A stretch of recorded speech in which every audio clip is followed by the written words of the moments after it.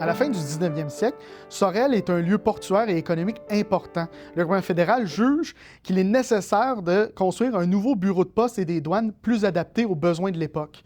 Donc, en 1884, commence la construction du bureau de poste et des douanes qu'on connaissait au coin des rues Georges et Prince. Sous l'architecture Louis-Zéphirin Gauthier et l'entrepreneur Georges Bocage, le bâtiment commence sa construction à l'automne 84 et se conclura en 1887. L'architecture monumentale du bureau des postes et des douanes de Sorel a marqué l'imaginaire sorelloise et est rapidement devenue un symbole de fierté régionale.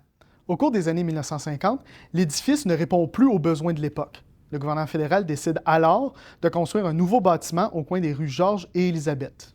Le bâtiment patrimonial est essentiellement abandonné et son propriétaire ne réussissant pas à trouver un acquéreur, en 1965, l'édifice est démoli.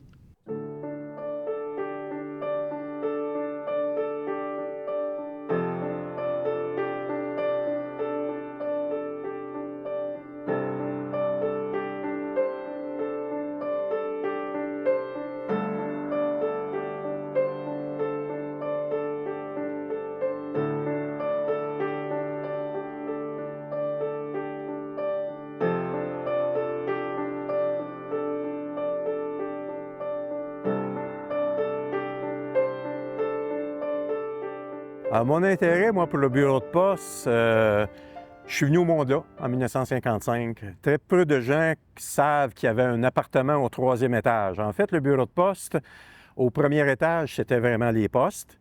Au 2e, c'était le bureau des douanes. Au 3e étage, il y avait un appartement pour le concierge. À l'époque, au début des années 50, quand mes parents sont arrivés à Sorel, ils ont été en pension chez mon oncle qui était concierge au bureau de poste. Bien, en fait, mon oncle étant comme concierge, c'est lui qui faisait l'entretien de la bâtisse. Et puis en haut, le 3e étage, c'était l'appartement au complet. C'était vivable, c'était pas commercial. Au centre, il y avait le salon commun. Mes parents occupaient la partie de l'aile côté de la rue Prince et mon oncle, lui, demeurait du côté de la rue Georges. Il y avait chacun leur cuisine, chacun leur chambre, mais le salon était commun. Le salon était aussi juste à côté de l'horloge et mon père m'a conté qu'il devait aller monter l'horloge, bien entendu, pour qu'elle tienne le temps.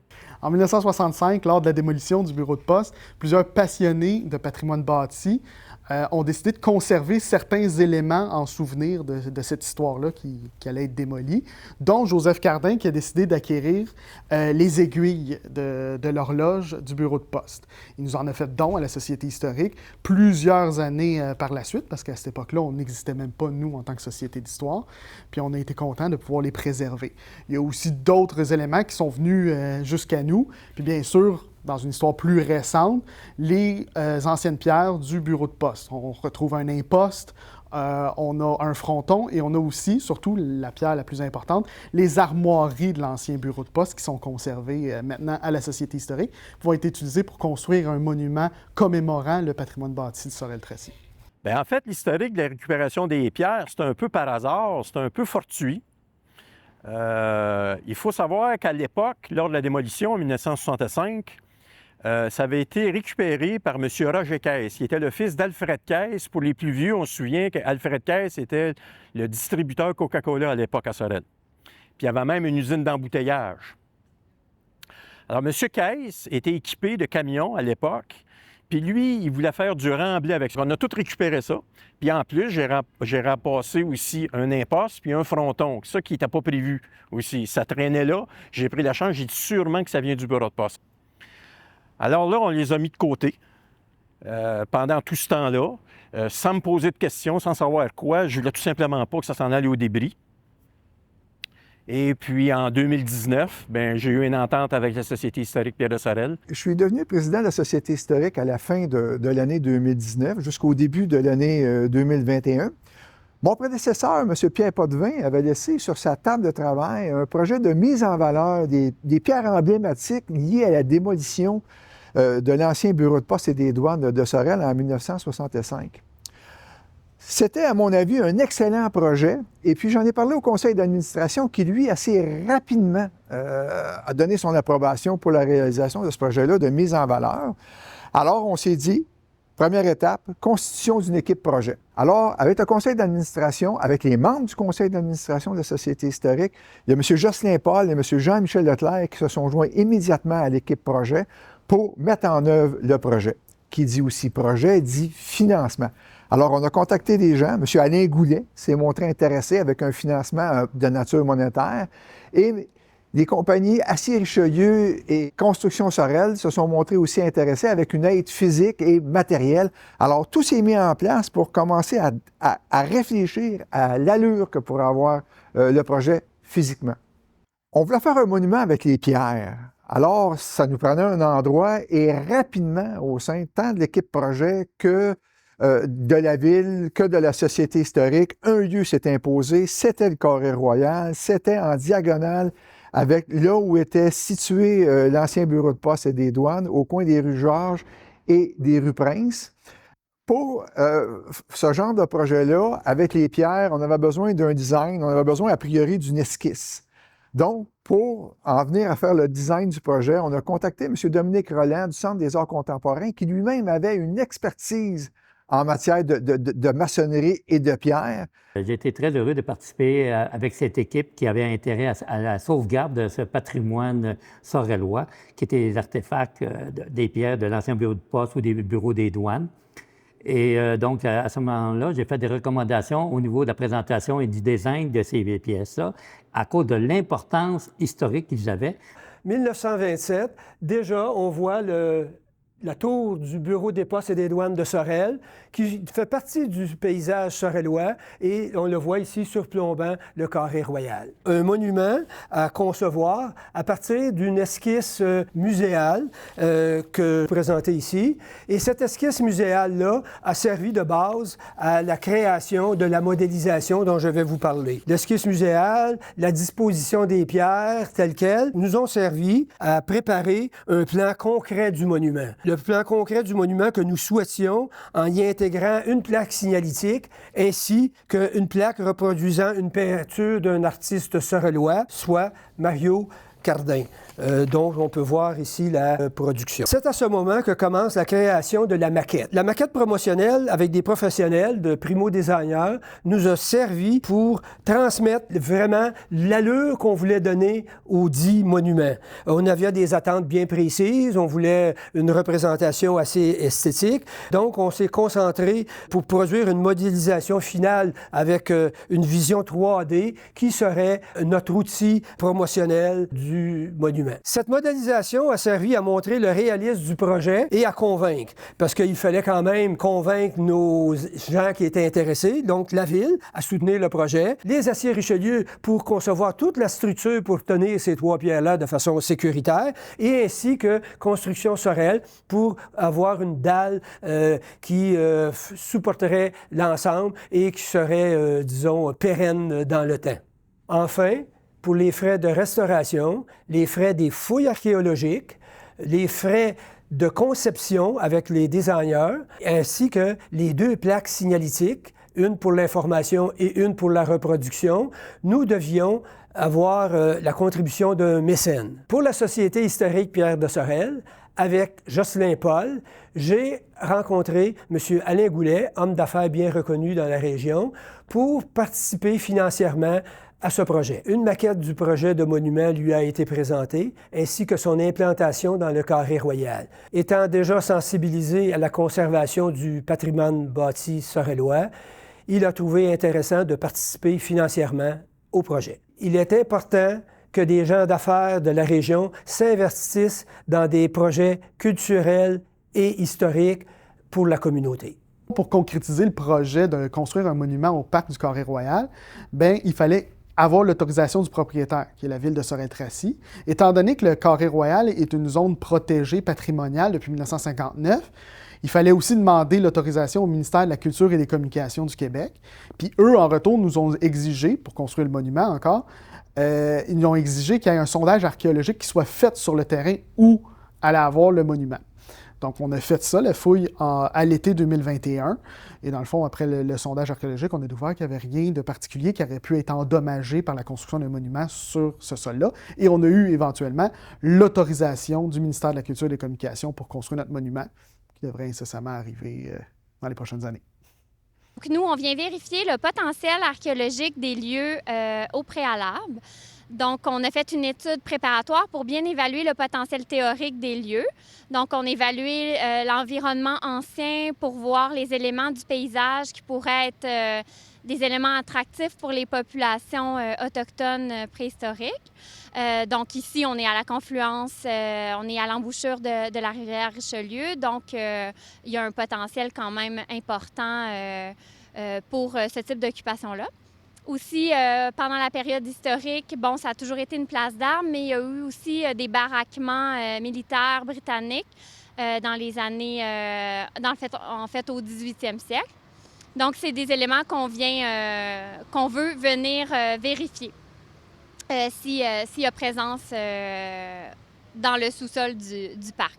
Donc là, on se concentre vraiment dans l'emprise de l'aménagement de la dalle. On vient faire des petites fenêtres qu'on appelle des sondages archéologiques. Là, on procède manuellement parce qu'ici, dans le parc, il n'y a pas eu d'épisode de remblaiement important. Donc, on peut se permettre d'y aller avec des outils manuels.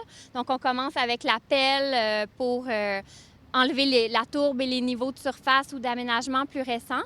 Puis ensuite, on va avec des outils plus minutieux comme la truelle pour aller vérifier, fouiller toutes les petites couches d'occupation du site. Donc, jusqu'à maintenant, il n'y a pas de découverte du 18e siècle. On est encore dans les niveaux plus récents du 20e siècle.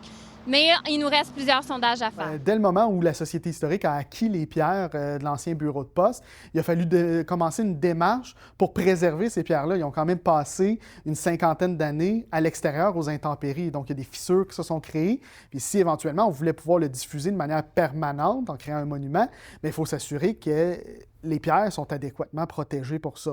Donc, il a fallu qu'on débute une démarche avec le Centre de conservation du Québec, qui relève du ministère de la Culture et des Communications du Québec, pour justement qu'ils travaillent sur la préservation. Donc, on parle de vraiment protéger, colmater les fissures, s'assurer que le jour où ils vont être mis à l'extérieur, de manière permanente en exposition, ils ne soient pas détruits ou usés de manière prématurée due aux intempéries.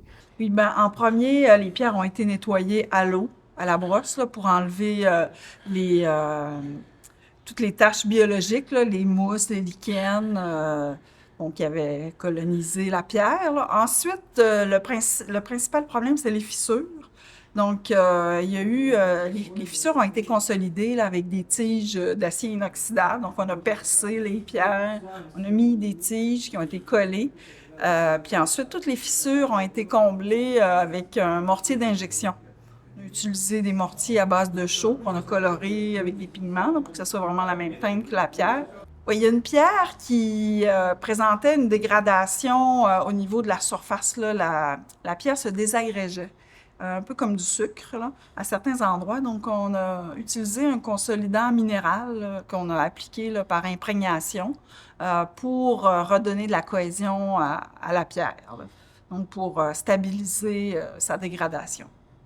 Donc, plusieurs couches ont été appliquées au pinceau. C'est un produit qui est un consolidant qui va vraiment combler toutes les petites interstices entre les grains de la pierre, puis va redonner de la force à la pierre, tout en permettant à l'humidité de circuler. C'est pas quelque chose qui est imperméable.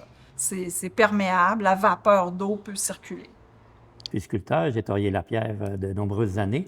Et ce que j'ai trouvé intéressant, c'est de collaborer avec toute cette équipe à Sorel, de participer à l'élaboration, entre autres, de mettre en relief ces artefacts et qu'ils soient présentés d'une façon muséale comme monument. Comme mentionné par le Centre de conservation du Québec, dans leur rapport, cette pierre est l'imposte. La grosse pierre cubique que vous voyez ici servait d'assise au portail des portes à l'entrée du bureau de poste. Il y en avait une de chaque côté. On en a une ici qui a été récupérée. Cette pierre n'est pas tellement abîmée par le temps. Elle a été plutôt endommagé par la démolition. On peut voir qu'il lui manque des morceaux à ce bout ici. On voit ici qu'il y a des choses manquantes, ainsi que toute l'arrière ici qui est complètement disparue. Pour le reste, comme c'est une pierre assez solide, elle n'a peu de risque de bris ou quoi que ce soit. Le fronton d'une lucarne tombant du haut de l'édifice a assez bien résisté. Comme on peut remarquer, seule une partie est manquante. C'est surtout son entreposage à plat qui a été le plus dommageable. Comme on peut le remarquer, ces petits bassins ont accumulé neige, eau, puis gel. On imagine que des infiltrations, même minimes dans un matériau peu poreux, avec le temps, ont fini par provoquer des micro-délitages. Délitage étant l'éclatement couche par couche, littéralement lit par lit. Évidemment, la dégradation du relief de cette pierre l'aurait amputé de son allure. Ici, c'est la dernière pierre, la troisième et dernière pierre. C'est la pièce de résistance. Il s'agit du blason. Le blason représente les armoiries du Canada avec les 4 provinces d'origine, l'Ontario, le Québec, ainsi que le Nouveau-Brunswick et la Nouvelle-Écosse. Comme on peut le remarquer, elle avait été entreposée à plat aussi, mais il y avait moins de risque de délitage. On était chanceux. La surface exposée a été moyennement abîmée. La restauration a permis de stabiliser les différents motifs et au fil du temps, on peut voir que malgré tout ça, elle est quand même assez lisible, puis on voit quand même que c'est une pierre de qualité. Évidemment, elle était située dans le haut de l'édifice, et parce qu'elle était dans le haut de l'édifice, on voit qu'en tombant de plusieurs dizaines de pieds, il y a un coin ici qui est complètement disparu. Mais malgré tout, là, on voit la forme générale, puis c'est une très belle pierre. Le rôle de la Société historique Pierre de Sorel dans la région, en tant que service d'archives agréé, mais aussi société d'histoire, c'est de préserver et de mettre en valeur notre mémoire collective au travers des différents objets qu'on conserve ici dans nos voûtes. On pense bien sûr par exemple aux pierres de l'ancien bureau des postes, mais on peut penser aux aiguilles, on peut penser à des images, des photographies, mais aussi des archives textuelles tant privées que publiques qui aident à conserver cette mémoire collective sorelloise et qui met en valeur l'identité sorelloise, dans le fond. Un monument, c'est un message. Malgré la démolition du bureau des postes et des douanes, ce qui nous reste, c'est un témoignage du patrimoine bâti de Sorel. Le message derrière ça, c'est plus jamais de démolition comme ça.